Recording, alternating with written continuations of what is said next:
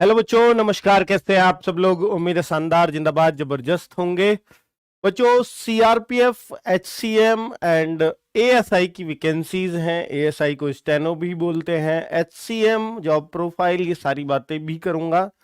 कल मैंने इसके बारे में एक डिटेल वीडियो बना चुका हूं कि भैया क्या क्या इसमें आपके डॉक्यूमेंट्स चाहिए और किस योग्यता से आप फॉर्म भर सकते हैं, और फीस लगेगी 100 रुपये। वो भी सबकी नहीं, SC ST फीमेल सब फ्री हैं, एक्स सर्विसमैन भी फ्री हैं फीस से। बाकी सबकी 100 रुपये फीस लगने वाली है।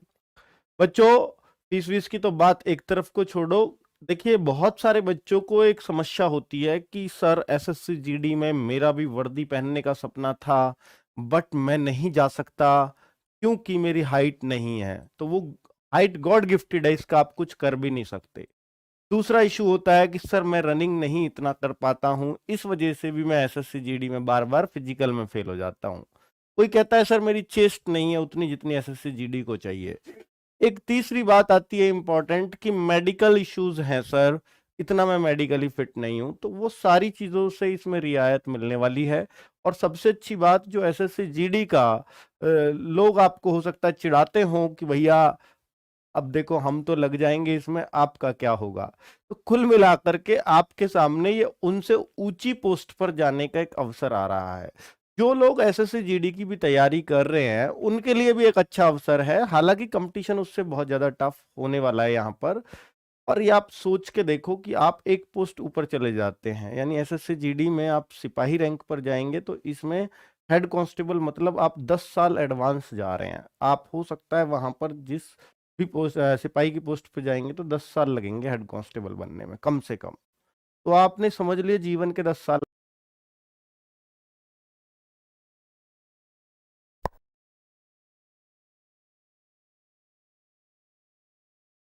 के 10 साल बचा दिए अगर आप हेड कांस्टेबल में जाते हैं। पर बच्चों, इतना आसान नहीं है, क्योंकि जब चीजें आसान हो, फिजिकल भी ना हो, मेडिकल भी इतने इश्यूज ना हो, और सीधी सी बात है हाइट भी ना हो, तो कंपटीशन टफ हो जाता है। सीधी सी बात है। और एक बात और है कि वैकेंसीज अब, और बच्चे दूसरे स्टेट्स के अगर सोचें, जैसे उड़ीसा, पंजाब, और मैं कहूँ महाराष्ट्र, असम, तो जो GD में अलग अलग कट ऑफ जाती है अलग अलग राज्यों की, उन राज्यों की कम चली जाती है नॉन हिंदी भाषी छात्र राज्यों की। बच्चों, इसमें ऑल इंडिया बेस पे कट ऑफ लगेगी, उससे ये भी फर्क है, यानी एक सिंगल कट ऑफ ही आएगी। पूरा OBC पूरे इंडिया का एक ही है, इतने पे कट ऑफ जाएगी। हर राज्य की कोई अलग अलग कट ऑफ इसमें नहीं जाने वाली है। ठीक है। तो इसलिए भी सभी राज्यों को यहाँ एक जैसा ही माना गया है, चाहे कोई बॉर्डर एरिया में रहता है, चाहे नक्सल एरिया में रहता है। पर ये लोग सिर्फ ऑफिस में रहते हैं, इसलिए इनको बॉर्डर और नक्सल एरिया से मतलब नहीं है। इस वजह से ये भैया इन्होंने एक जनरल कट ऑफ लगानी है सबकी। ठीक है। ऐसा नहीं है कि एक ही कट ऑफ आएगी, जनरल की अलग आएगी, OBC की अलग आएगी, पर राज्यवार नहीं आएगी, पूरी एक ही कट ऑफ आनी है। ठीक है, ये क्लैरिटी सबको है। मेडिकल में ऐसा क्या है, बहुत सारे बच्चे कल पूछ रहे थे, सर जो चश्मा है ये चल जाएगा? बिल्कुल चल जाएगा। चश्मे में चश्मे के साथ भी इसमें ले रखी है। और बाकी चश्मा अगर आप नहीं भी लगाना है, यानी चश्मा अगर कोई ऑब्जेक्शन भी करता है, तो आजकल लेसिक या कंटूरा विजन होता है एक। लेसिक लेसिक का एक अपडेटेड वर्जन है कंटूरा विजन, जिसको डॉक्टर तो नंगी आंखों से तो क्या, मशीन से भी नहीं पकड़ पाएगा कि आपकी आंखों में कुछ हो रखा है। ठीक है। कंटूरा विजन सबसे लेटेस्ट टेक्नोलॉजी है जो हर जगह वैलिड होती है। जहां भी ऐसे आपकी साफ सुथरी आंख मांगी गई हो, कंटूरा विजन करा लो, कोई मशीन से भी नहीं पता लगा पाएगा कि आपकी आंखों में कुछ हो रखा है। ठीक है बच्चों, चलिए आगे मैं बात कर लेता हूं बच्चों कि इसके फॉर्म आ रहे हैं 4 जनवरी को। तो जो बच्चे एक बढ़िया, लड़कियां भी स्पेशली, जो एक बढ़िया जॉब प्रोफाइल चाहती हैं कि हमें एक सुकून भरी लाइफ चाहिए CRPF के भी अंदर, तो वो आप HCM और ASI की नौकरी चुन सकते हैं। ऑफिस में बैठेंगे, वर्दी का भी नशा चढ़ा रहेगा, क्योंकि वर्दी भी आपको मिलेगी। वर्दी के अंदर, वर्दी में बैठ करके आप कंप्यूटर पे काम कर रहे होगे। ठीक है। और आपको, बहुत सारे बच्चों को यह भी कंफ्यूजन था कि सर टाइपिंग हिंदी की चाहिएगी या इंग्लिश की? बेटा, हिंदी या इंग्लिश में से एक ही चाहिए, दोनों नहीं चाहिए। बहुत सारे बच्चे कह रहे हैं सर दोनों चाहिए, नहीं, सिर्फ एक चाहिए। अगर आप हिंदी चूज करते हैं तो आपको 30 WPM, और अगर आप इंग्लिश चूज करते हैं तो 35 WPM। हिंदी वालों को ध्यान रखना है कि मंगल फॉन्ट पे आपकी टाइपिंग होगी। बहुत सही, मैंने ये सारी जानकारी आपको दे चुका हूं कल ही। 4 जनवरी को फॉर्म आ रहे हैं, 22 फरवरी को आपका एग्जाम है, 22 से 28 फरवरी। सबसे अच्छी बात यही है कि एग्जाम की डेट क्लियर है, वरना आपके बीएसएफ एचसीएम एएसआई के फॉर्म आए, आपके सीआईएसएफ एचसीएम एएसआई के फॉर्म आए, अभी तक किसी की भी डेट नहीं है एग्जाम की क्लियर। इसके एग्जाम की डेट क्लियर है, इसके बाद सीधा टाइपिंग है, यानी आपकी पहले हाइट वाइट नहीं नपेगी। आप एग्जाम में तो सारे लोग बैठ रहे हो, सारे लोग टाइपिंग में भी बैठ रहे हो, जो भी एग्जाम को क्वालिफाई करेंगे। क्वालिफाई कितने लोग करेंगे अभी ऐसा कुछ नहीं दिया है, ठीक है। वो हो सकता है 10 गुने 20 गुने बुलाएं टाइपिंग के लिए, जितनी वैकेंसीज है उसका। मान लीजिए 10 गुना बुलाते हैं, 1458 पद है, तो 14-15 हजार लोगों को ये टाइपिंग में बैठने का मौका देंगे। पर 10 गुने से हमेशा ज्यादा ही बुलाए जाते रहे, क्योंकि आगे अभी डॉक्यूमेंट वेरिफिकेशन भी है, पीएसटी भी है। पीएसटी सिर्फ फिजिकल तो है ही नहीं, पीएसटी में सिर्फ ये हाइट चेस्ट नापते हैं और कुछ नहीं, रनिंग वनिंग कुछ नहीं होता बच्चों, ठीक है। तो ये हो सकता है 20 गुने बच्चे बुलाए, यानी 28-30 हजार बच्चों को रिटन में पास किया जाएगा। रिटन कब है? 22 फरवरी से 28 फरवरी, ये याद रखना, ये इंपॉर्टेंट डेटा आप सभी के लिए। और इसी रिटन को क्लियर जो करेगा, इसी पे फाइनल मेरिट लगेगी। स्किल टेस्ट यानी जो टाइपिंग है उसका कोई नंबर नहीं है, सिर्फ क्वालिफाइंग है। और इतने अच्छे से टाइपिंग को बताया है कि गलतियां इस तरह से काउंट होंगी, तो उसको देख करके लग गया कि टाइपिंग की टेंशन वाली बात बच्चों को नहीं है, क्योंकि वो 1 से 1.5 महीने के अंदर इतनी टाइपिंग की जा सकती है। क्योंकि जितनी गलतियां इन्होंने माफ की है, 5% गलतियां माफ करना बहुत बड़ी बात होती है, वो इन्होंने कर रखा है इसमें, ठीक है। अगर आप एएसआई की पोस्ट पर भरते तो 80 WPM की शॉर्ट हैंड आपकी होनी चाहिए। चलिए, और बाकी मैंने टाइपिंग का आपको बताई दिया, 30 हिंदी और 35 इंग्लिश। निशान बैच आपकी, अगर एचसीएम का सपना है सीआरपीएफ के अंदर, ये सीआरपीएफ की जो जॉब होगी एचसीएम की, क्या ये दिल्ली हेडक्वार्टर पे ही होगी? बहुत सारे बच्चों के मन में ये भी सवाल होगा। बेटा दिल्ली हेडक्वार्टर तो ये नहीं होगी, पर ये मेन जगहों पर ही होगी, मेन शहरों में ही होते हैं ये लोग, ठीक है। पूरे ऑल इंडिया घूमने का मौका मिलता है आपको। दिल्ली भी होगी कभी आपकी पोस्टिंग, बेंगलोर भी होगी, कभी कोलकाता भी होगी, तो ये सब तरह की पोस्टिंग हो सकती है। बाकी अपने अपने जुगाड़ के ऊपर है, कौन कहां कितना लाइफ काट दे, ठीक है बच्चों। चलिए आगे बात करता हूं।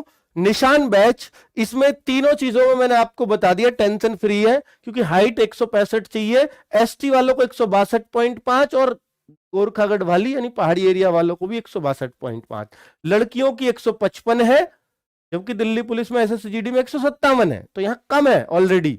और 150 एसटी वाली लड़कियां और गोरखा गढ़वाली भी 150 पर ही हैं। ये सारी चीजें मैं कल डिटेल में बता चुका हूं। फिजिकल में कुछ भी नहीं है, सिर्फ नापतोल है, लड़कियों की सिर्फ हाइट है, लड़कों की हाइट चेस्ट दोनों है, चेस्ट में भी भारी भरकम छूट है। अब बच्चों ये सबको मालूम है कि भैया कल ही रिपीट कर दिया था कि 4 जनवरी और 25 जनवरी लास्ट डेट है, 25 जनवरी सिर्फ 20-21 दिन फॉर्म चलेंगे, तो आप शुरुआत में ही फॉर्म डाल देना। मैं एक कॉलम भर के कि आप किस कॉलम में क्या भरें ये मैं बता दूंगा आपको, ठीक है, कहां से कैसे फॉर्म भरना है। आगे बात कर लेता हूं बच्चों एडमिट कार्ड की। तो 15 फरवरी को एडमिट कार्ड आ जाएंगे रिटन टेस्ट के, जो 22 से 28 फरवरी के बीच रिटर्न होगा। सबको मालूम है ये बातें, ये इस साइट पे फॉर्म भरे जाएंगे, या आप सरकारी रिजल्ट पर भी ये फॉर्म भर सकते हो, वहां से डायरेक्टली इस लिंक पे पहुंच जाओगे आप, ठीक है, फॉर्म भरने के लिए। आगे बात करूं बच्चों कि सबसे इंपॉर्टेंट क्या है, स्किल टेस्ट। आपकी हाइट के कोई नंबर वंबर नहीं है, एनसीसी कोई नंबर नहीं है, सिर्फ पूरी जो फाइनल कट ऑफ लगेगी वो 100 में से लगेगी। सर टाइपिंग का कोई नंबर नहीं है, यानी जो आप रिटर्न में 100 में से मार्क्स लेके आओगे, इसकी एक कट ऑफ कब आएगी बच्चों? एक कट ऑफ तो इसकी आ जाएगी कब? जब आप टाइपिंग के लिए पास किया गया है आपको, तो एक कट ऑफ तब लगेगी, ठीक है। वो हो सकता है आपकी 100 में से भाई 60 गई, 62 गई, जो भी गई, 55 गई, कितनी भी जा सकती है आपके पेपर के हिसाब से। अब अगली कट ऑफ कब आएगी? जब आप डीवी और पीएसटी दोनों के लिए जा रहे हो, तो दूसरी कट ऑफ तब आएगी। कितने लोगों ने टाइपिंग की, वो बहुत ज्यादा बढ़ेगी चढ़ेगी नहीं, क्योंकि वहां टाइपिंग बहुत सारे बच्चे नहीं कर पाते हैं, ठीक है। तो वो डिपेंड करता है, उन्हें 20 गुने लिए 25 गुने लिए तो फिर उतने ही, अगर 25 गुने लिए तो ज्यादा बढ़ जाएगी, और 15 गुने लिए तो बहुत कम बढ़ेगी, हो सकता है नहीं बढ़े। तो वो डिपेंड करता है कितने गुने बच्चे ले रहे हैं। तो अब तो एक स्टेज तो हो गई बच्चा टाइपिंग के लिए, एक लिस्ट। दूसरी लिस्ट यानी फर्स्ट लिस्ट यहां लगेगी, दूसरी लिस्ट जब पीएसटी होगी तो सेकंड लिस्ट लगा के भेजेंगे। और जो थर्ड लिस्ट होगी वो मेडिकल के लिए लगेगी, थर्ड मेडिकल के लिए। ठीक है बच्चों, कि कितने बच्चों का मेडिकल कराया जाएगा, और हो सकता है इसमें फाइनल मेरिट चौथी भी लगे, ये भी चांसेस है। ठीक है, क्योंकि जीडी में ही 3 लगती है तो इसमें चौथी भी बन सकती है, इसके भी चांसेस बन रहे हैं। और बच्चों सबसे इंपॉर्टेंट बात है कि भाई आपकी 3 लिस्ट लगे, 4 लगे या 10 लगे, लगेंगी सब इस 100 नंबर में से ही। तो जिसके ज्यादा मार्क्स ऑलरेडी होंगे उसको ये डरने की जरूरत नहीं है मेरा पहली लिस्ट में आएगा, दूसरी में आएगा, तीसरी में आएगा, चौथी में आएगा। आपका सारी में आएगा अगर इसमें नंबर ज्यादा है तो। किसमें ज्यादा है? मैथ्स, रीजनिंग, जीएस और हिंदी। देखिए बेटा, मैथ्स ये सब्जेक्ट आएंगे इसमें, रीजनिंग और जीएस को जनरल एप्टीट्यूड यहां पर बोला गया है। जनरल एप्टीट्यूड को आप क्लरिकल एप्टीट्यूड बिल्कुल ना माने, जनरल एप्टीट्यूड आपकी जीएस है यहां पर, ये बच्चे गलती कर सकते हैं। और हिंदी या इंग्लिश, बेटा इन दोनों में से कोई सी एक चीज जो आप मन करे वो कर सकते हैं, ये आपकी छूट है। तो 25-25 क्वेश्चन आने वाले हैं सबके।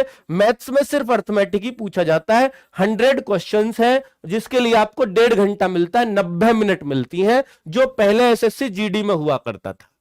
ठीक है, सेम पेपर है लेकिन हिंदी का पैटर्न अलग है बच्चों, जीडी वाली हिंदी यहां नहीं है। चलिए, तो बहुत बढ़िया। और अगर आप जीडी वाली पढ़ते हैं तो यहां नुकसान हो सकता है, लेकिन अगर आप यूपी पुलिस वाली हिंदी पढ़ते हैं तो यहां नुकसान नहीं होगा। यहां अगर जीडी वाली भी आ गई यूपी पुलिस वाली पढ़ के, दोनों में फर्क है, उसमें ग्रामर आती है, उसमें वोकेब आती है सिर्फ। तो जब हम ग्रामर वाली पढ़ेंगे तो वोकेब तो हम खुद में खुद उसका पार्ट होती। ठीक है बच्चों, जो यूपी पुलिस वाली हिंदी है उसमें जीडी वाली तो ऑलरेडी समाहित है, तो इसलिए हमें वो हिंदी पढ़नी है जिसमें ग्रामर भी हो। तो हिंदी और इंग्लिश ये दोनों चीजों में से कोई सी एक आप कर सकते